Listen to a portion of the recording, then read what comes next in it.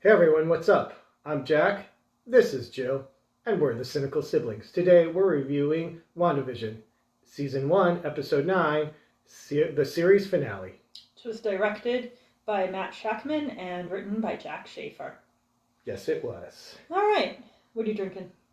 I am drinking Blacksmith. It's a Cabernet Sauvignon from California. All right.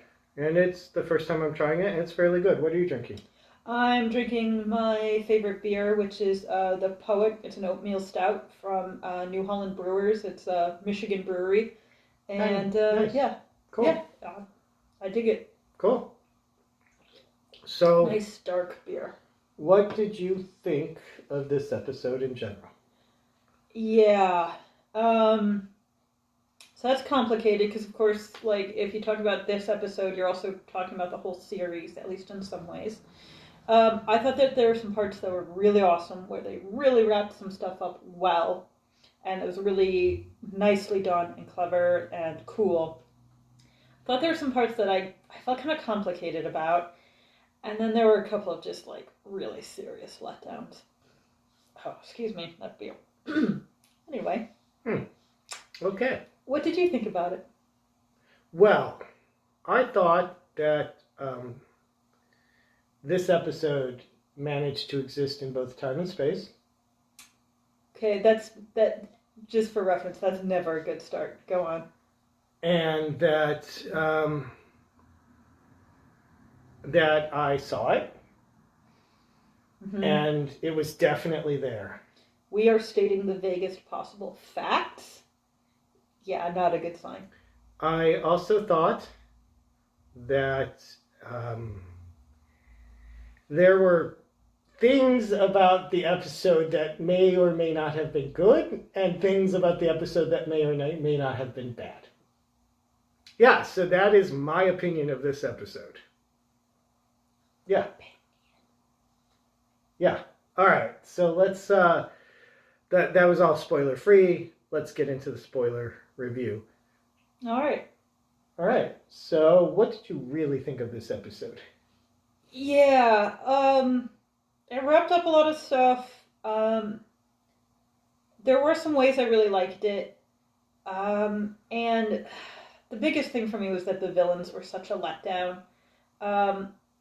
Honestly, I feel like they had this whole series that was a character deep dive of Wanda, and Wanda and Vision, and this expose on their grief process, or Wanda's grief process, and all of these other themes that were wrapped up into it. And I feel like that got pitched and someone said, hang on, this is a comic book thing.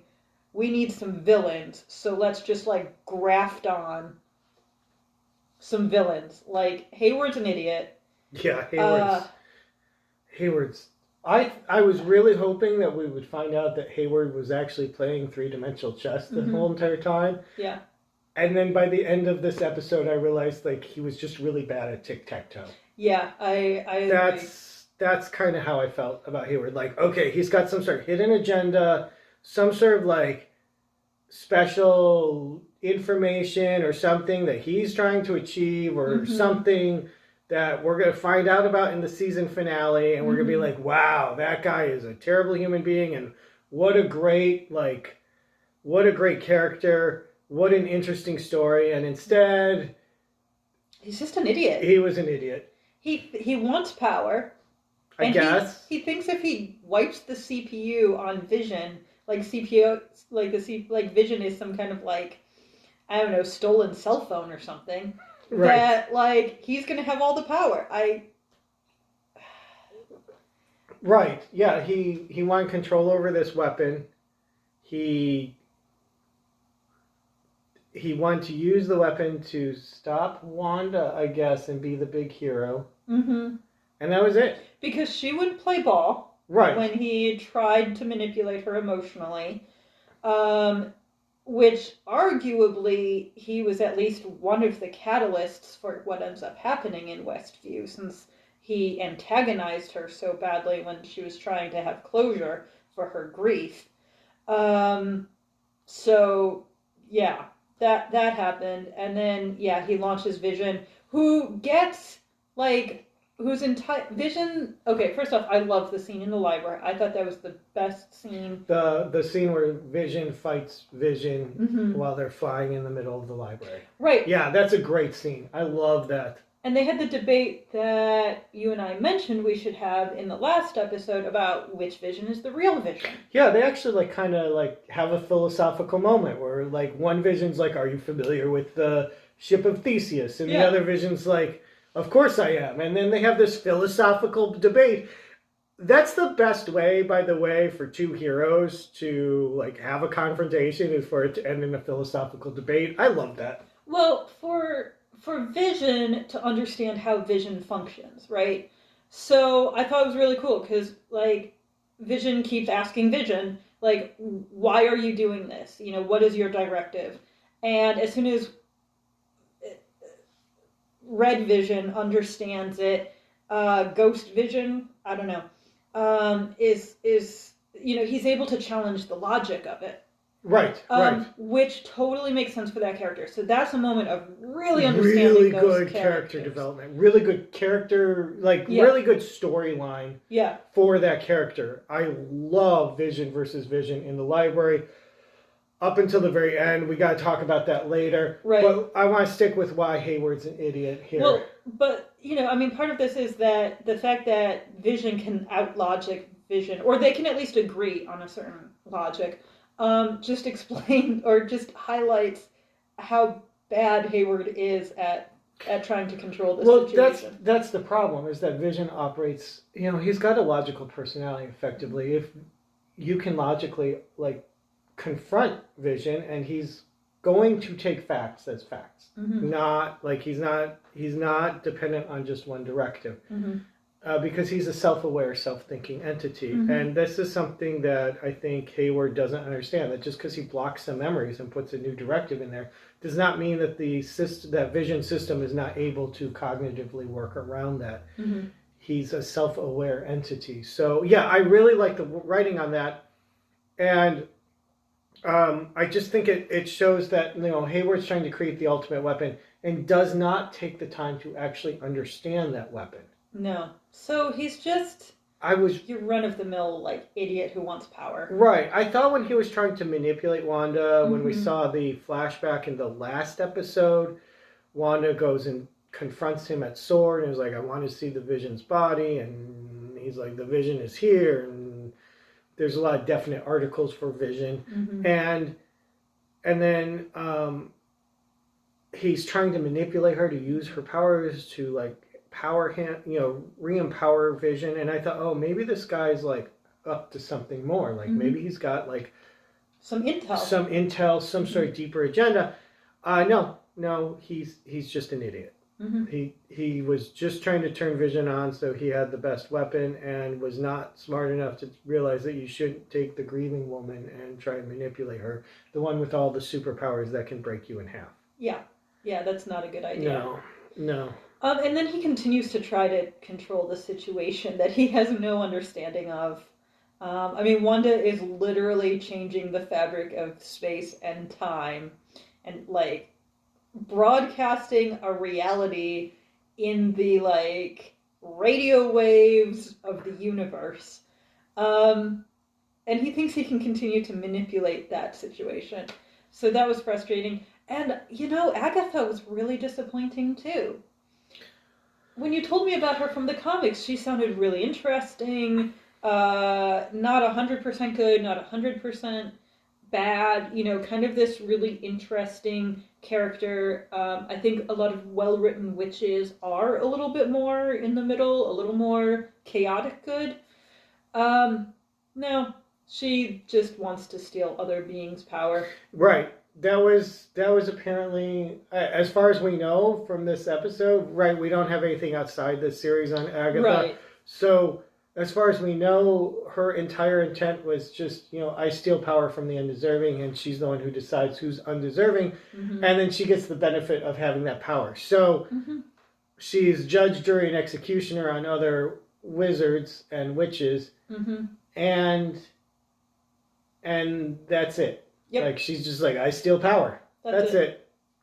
I mean, that's fine. Like, I guess. It's just, I don't know if we needed, like, a giant witchy battle, like, to just be like, I steal power, and, one is like, I'm not into that, so let's not do that, Yeah. I don't know. Especially because in the comics, Agatha is a lot more complex. Right. So when you told me about Agatha Harkness, I was thinking more of a Granny Weatherwax character. For those of you who read Terry Pratchett, There's some, I could see mean, that. not exactly, right. but I could see some connections there. But kind of in that realm where you have this very, very powerful being who's also very down to earth, isn't part of any particular power structure, is a power unto herself, and isn't always nice or kind, but is generally good and really has the best intentions for people and usually achieves them. Right? So this is how I was hearing your descriptions out of the comic books, and I was fine with it not being exactly the same, but I was thinking we would be in that realm. Yeah, I mean, for decades, that's how Agatha was portrayed. She's not necessarily a superhero, but ultimately, she usually does the right thing at the end of the day. And this was just a very different Agatha Harkness than of course, I remember reading the Agatha Harkness in the Fantastic Four series from the 70s. That's where I first saw her characters, when I was reading back issues of the Fan Four. And she was the nanny for Reed and Sue's son, Reed Richards and Sue Richards are two members of the Fantastic Four, and they have a son named Franklin Richards, and their nanny was Agatha Harkness, who turns out to be a really powerful witch within the series. And yes, she just was not like this bad guy, Right. Like, she could be questionable at times. Sure. But she wasn't like an all-out, I'm going to steal everyone's power, and that's why I do what I do character. So yeah, I thought she was kind of, like you said earlier, one-dimensional. Yeah, I mean, she just wasn't that interesting. Okay. I thought she had some really good lines. Oh yeah, how she went about what she did was fun. She had some good lines. Yeah, the actress Catherine Hahn, who played her, just did a great job. Like, absolutely wonderfully acted. Really good lines in there. Just plot-wise, I thought she was just like, okay, this is the villain. It's a comic book villain. I will never get the line "okie dokie artichoke" out of my head. Actually. I love that phrase. I don't know why. It's so terrible. It's so terrible. It's beautifully terrible. It is beautifully terrible. Right? Yeah. So at the very end, when Wanda turns Agatha into Agnes, back into Agnes, and is like, I'm gonna make you Agnes forever now. She says something like "okie dokie artichoke," and I don't know. Yeah, that's just stuck with me now. Yeah. I'm sure it'll like leak out of my mouth at some point. I will say it at some point in time to something. Yeah. Okay. So anyway. So yeah, that was one thing that I thought was really disappointing, was that the villains were okay. Okay, but what was really good, that we keep talking about is Vision versus Vision in the library. Yes. And that whole entire philosophical argument, and this makes so much sense for the character. Yes. How does Vision stop Vision? Not with not by beating each other. I mean, they try that. They tried that for a few minutes, and realized, this isn't working. I think they ran some calculations and figured out that mathematically we're exactly equal, and therefore the probability that any one of us survives is extremely low. Blah blah blah. Mind you, their calculations had some craters in the ground and some busted up buildings and that kind of thing. Right, but they got to there. They ran some experiments to get the math that they needed. So, and that was cool, but then what makes it great, just such a great character moment, is when, Vision confronts Vision, By the way, Paul Bettany playing against Paul Bettany in the scene is so good. Like, Yeah. he does such a good job here. I'm not a huge Vision fan, like, from the comic books. I like the character, but I'm not like, I love reading a comic book about the Vision. But Paul Bettany's, like, Vision is just so well done. It's just, it is perfect. And his ability to play against himself and, like, go through this process of logically arguing against himself in order to resolve the Vision quandary that we raised in our last episode. Which one's the real Vision? The concept of Vision or the physical body of Vision? And he's got the best answer. That's neither are. And both are, yes. Love the philosophical aspect of that. I could go on for hours about the ship of Theseus. I won't. Please don't. I won't. But it was so good. Yeah, I love that. Yeah. Okay. So Vision, good. Let's really quickly go over a few small things that were. Monica Rambeau. Let's talk about her real quickly. Yeah. And I say quickly because there's not much to talk about, and that is my issue. Yeah. Right? And same thing with Darcy. Let's talk about her real quickly because there ain't much to say, and that's my problem. These characters, right? Yeah, Darcy's only got one line.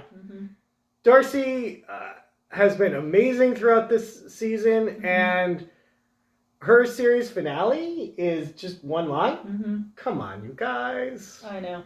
We all wanted more Darcy. Everyone wants more Darcy. Yes, just as a general rule. Right. More Darcy. Right. And not just in this season, just not in this series, but like we need more Darcy everywhere in Marvel. Kat Dennings is a great actress, and I love everything she does with that character. And then, so we don't get enough Darcy, and then we don't get enough Monica Rambeau. She gets superpowers, and she gets she does get to save the boys. Yeah, she gets a really great heroic moment, and that's cool. It is. And it's implied that she's going to go off and do other things in the post-credit scene. Like, so stuff happens. Right. But she doesn't get to be a person very much, right? Like, she's in the action. She's jumping in to save the kids. But she's not, I don't know, she's just not that present. Like, honestly, you could have had almost any character with some slightly different writing do the same thing. Or she didn't even actually need to be there because apparently, that was Tommy, right? That stopped the bullet. Yeah. Yeah, Tommy was on it. I think it was Tommy. Oh boy. Yeah, I'm pretty sure it was Tommy. Yeah, I just forgot which twin was which right now in the middle of this video, so Oops. that's bad. Okay, anyway. But yeah, I wanted to see more Monica Rambeau, and I know we're going to get to see more of her in a future series. That's good. And that's good. No, I'm absolutely excited about that. But this is the season finale. I want my heroes to show up and be heroes, and they kind of did a little bit, but they needed to do just a little bit more. Yeah. And you know, I don't understand the fake Pietro or Pietro story. Like it was just like I get it, but it was just such a lame ending for the character. I don't know. I just thought like it was just a lame finale for him. That's where I felt complicated because I mean I kind of appreciate the fake out that they did, knowing that if they had this particular actor come in, it would leak, or just the fact that he was, in the credits, would create all kinds of specific theories and everything from the fans. Right, which it did. Right, it totally did. Everything that they did worked. Right, so I kind of appreciate the fake out. It was clever. And first off, it was executed poorly that, Monica couldn't get past him, and then all of a sudden she could take him down for no reason. Yeah, I didn't understand that. She used her powers after she pinned him. Right. Right, if they'd shown her using her powers to defeat him, and Right. that would have made sense. Also, like, this is a normal dude. How did Agatha, like, turn him into a super... I know, like, she's got magic and stuff, and I guess, like, the explanation is it's magic. It's just... Turning people into superheroes is supposed to be hard, and she's just like, yeah, now you're super fast. I don't know. Right.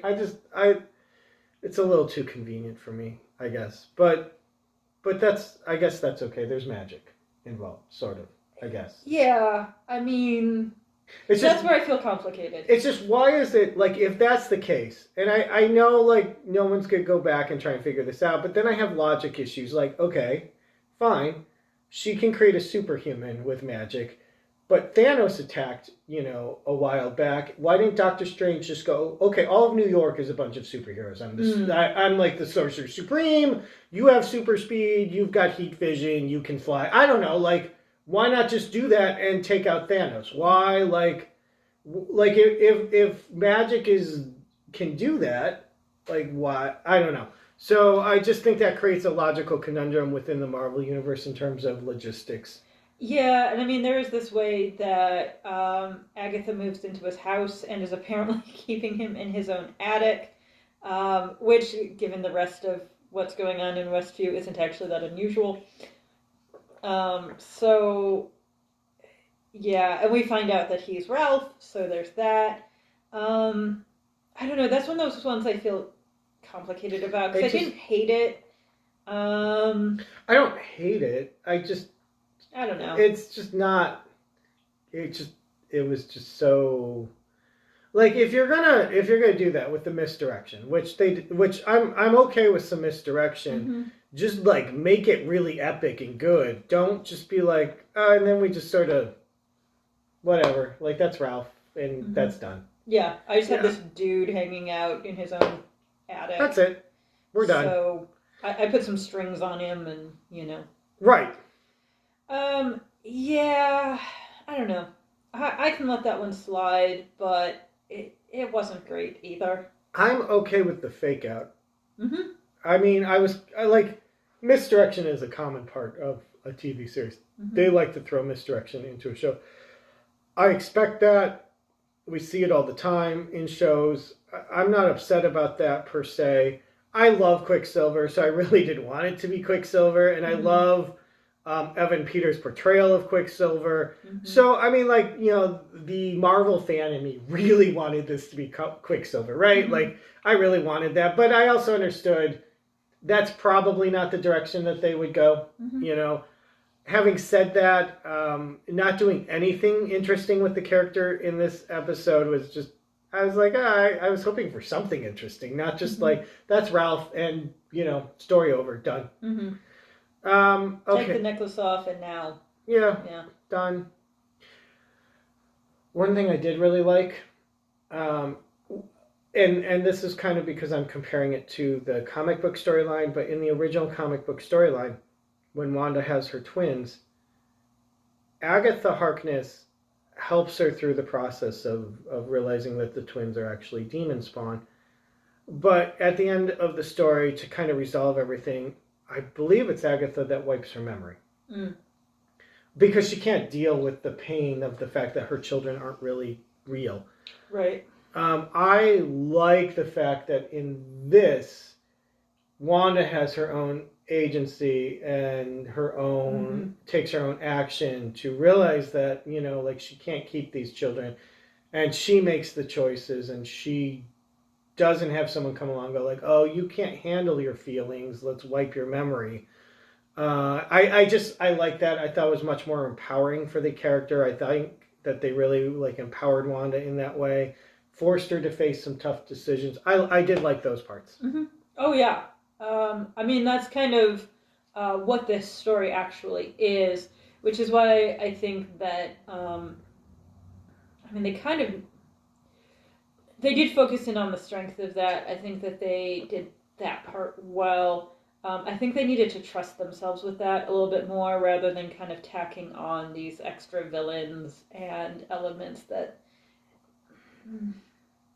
didn't really do much for the story. I think that they could have simplified things a little bit and maintained the pace, maintained the interest, maybe had one villain or something like that, etc. But because they did so well with that, and that's the actual focus of the whole series, which is Wanda coming to realize that she can bend reality, but she can't create a new functional reality. She can only create a broken, messed up reality. I think, yeah, they did that really well, and I really appreciated that. Yeah, I like how she becomes aware when everyone is sort of confronting her, when the population of Westview is confronting her, and as she becomes aware of how her feelings, her thoughts have impacted these people to their detriment, and how she has done harm. I do like how she starts to realize that she needs to end this fantasy. And despite the fact that she's going to lose her husband and her children as a result, that's a really hard decision. And I think, especially when you're going through as much grieving as she's going through, I like those parts. But we should probably talk about the one part that you and I disagree on in all of this. Right. At least briefly. And that's the very ending. And I don't like the fact that at the very end she cuts and runs. Or that's how I look at it. Like, she causes all of this damage, and she just simply GTFOs at the end. And there's no responsibility on her part for what happens. And I'm not really okay with that. Yeah. I mean, I certainly don't see it as a heroic moment. I don't have as much, like, I am not as pissed off as it seemed like you were when we talked about it earlier. I think that, this whole thing is a discussion of grief in ways that, yes, the MCU has delved into a little bit. You reminded me particularly with Tony. And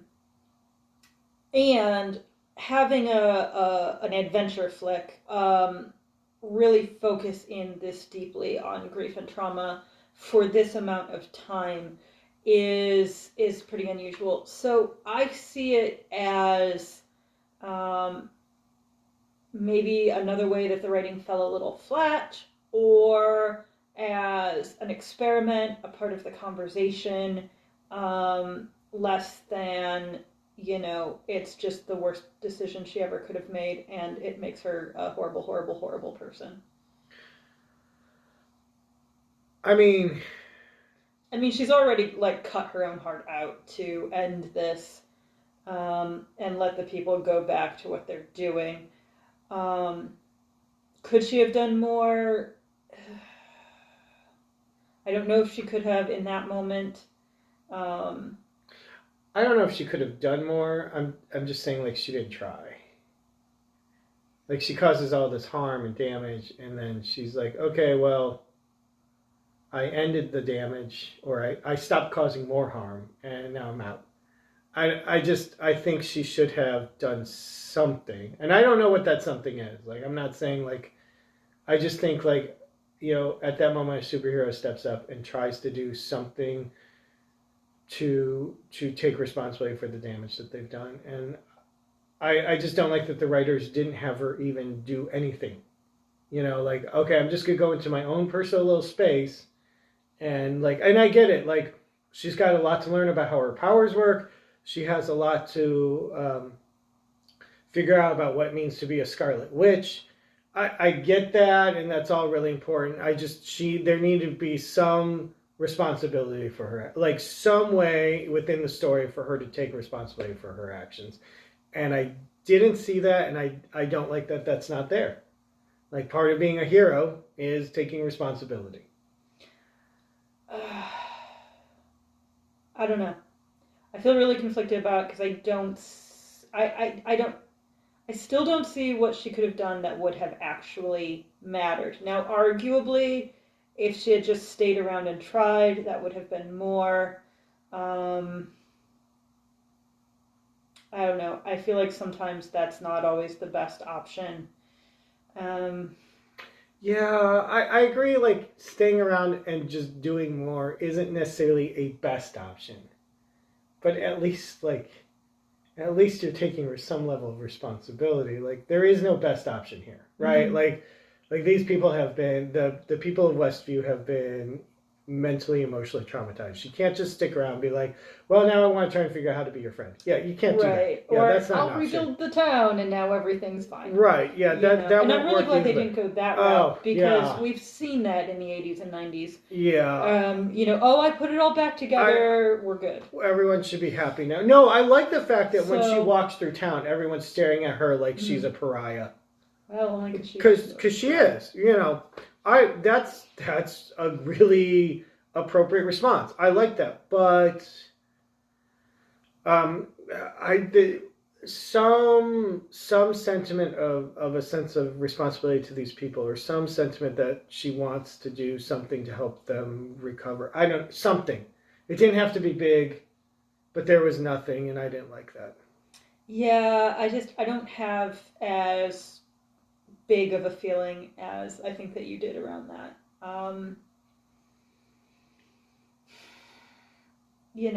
Like I said, sometimes like getting out of the way of the people who have been harmed is the most effective thing that you can do.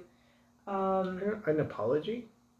Yeah, I mean, an apology would. I know that's not much, but like something. I don't know how much they would have wanted to hear it, and she didn't try. She didn't try though. Like, yeah, that's my issue. She didn't even say, "Hey guys, I didn't intend for this," because she did. Like, it's pointed out multiple times in this episode and the previous one that she didn't understand what she was doing. This is kind of an accident, effectively, but. And I think there's a lot to be said that when people are in a state of trauma, so I think this is a really potentially good conversation on trauma. When someone's in a state of trauma, they can take actions that cause harm. Mm-hmm. Mm-hmm. Right? So that happens, but when you're processing through something tragic, I don't think that you should just like run away at the end.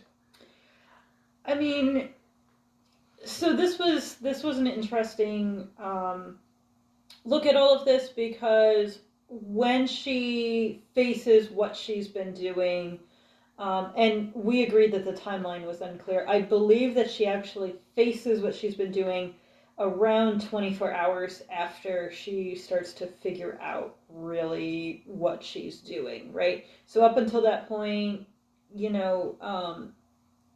she's in a place where she did a thing, she didn't recognize she did a thing because she doesn't know she has this power. And I think that there's plenty of denial mixed into it as well. Yeah, I agree. And then, Halloween night, she really has to confront it, really has to be clear on this. Vision has said some things. Right. Then the whole thing happens on Halloween night, and this is effectively the next day. So, I mean, there's that where she's just like trying to get through this very, very quickly. And when she is confronted by the townspeople and hears what they're actually experiencing, she does start to take the hex down, which gets complicated, and there's a fight, and, everything else goes down. But in any case, she takes it down. She makes the choice to end it once she's fully cognizant.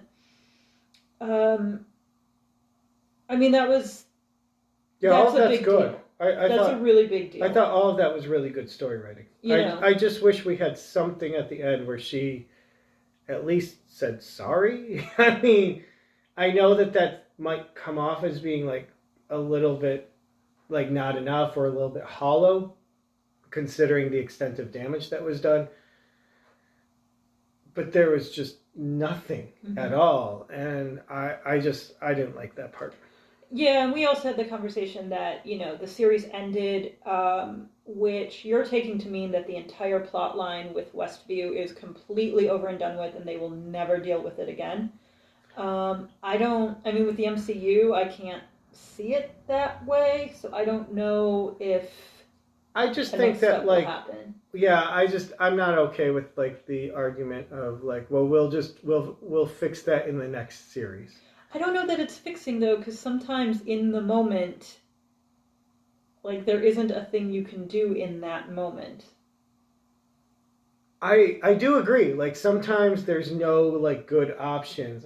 My issue is she didn't confront and deal like or try like she caused harm and she didn't like confront and deal at all. I'm at issue with that. I think that there should have been some attempt, and we can discuss what those attempts should have been at some other time. But like something in the writing should have outright stated or implied that she took some action to try to mend the damage that she did.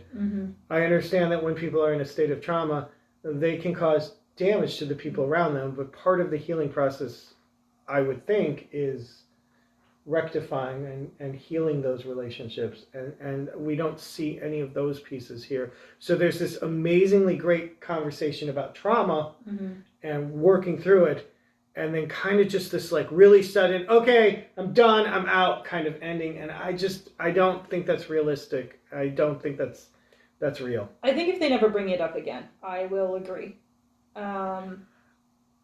But we don't know what their next steps with this storyline are, if there are any next right. steps. If they bring in another storyline that kind of resolves that piece, that would be great. I would be all about that. I don't think the way this is written, I just don't think that's what they're doing. So she hears the kids' voices at the end. The whole thing with the Vision isn't resolved. Yeah, I had an issue too. Okay, but I also had an issue with Vision. Like Ghost Vision gets back all of his memories. Not all. Well, yes, all of Real Vision's memories. Yeah, all of Real Vision's memories. His girlfriend Wanda is out there fighting an evil witch, and he also cuts and runs the moment he gets his memories back. It was a little weird. I had issue with that too. Like, where'd you go, dude? Like, your girlfriend's in trouble. I don't know. Like the writers forgot that like there needs to be like some sort of resolution to these things. I mean, neither Vision could do much. Now, not the two Visions don't know that. We know that in retrospect, that neither Vision could do much against the witch, against Agatha. So it does feel like some shoddy writing that like I don't know. Vision's pretty smart. I think he would do something with his powers that would be like unexpected up against Agatha. But other Vision didn't.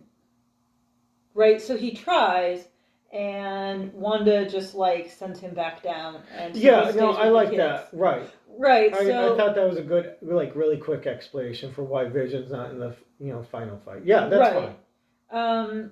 Yeah. So I don't know. Like it feels like there's a lot of parts that they were trying to resolve this all in a single episode.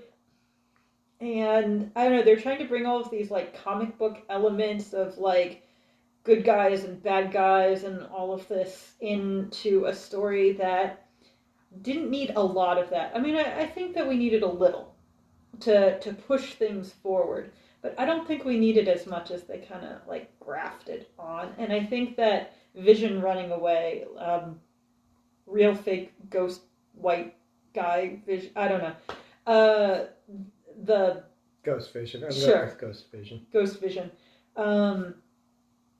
Just wandering off was weird. I don't know. That's why I'm complicated about this episode. So we've been talking for a long time. So if you are still with us, you should definitely like and subscribe because you must like us. We've been talking for close to 40 minutes straight about this episode, which is an absolutely fascinating episode. Like, subscribe, click the bell, do all the things, comment below, do all that stuff. I think we need to stop here. I agree. We could keep going. We have a lot to say about this. You didn't see the hour before we sat down to do this. No, yeah, there was an hour-long conversation before we filmed anything. Okay. Okie dokie, artichoke. Wow. We are done. Cheers. Cheers. Wow, I can't believe you did that. Mm. Yes, you can. All right, I can.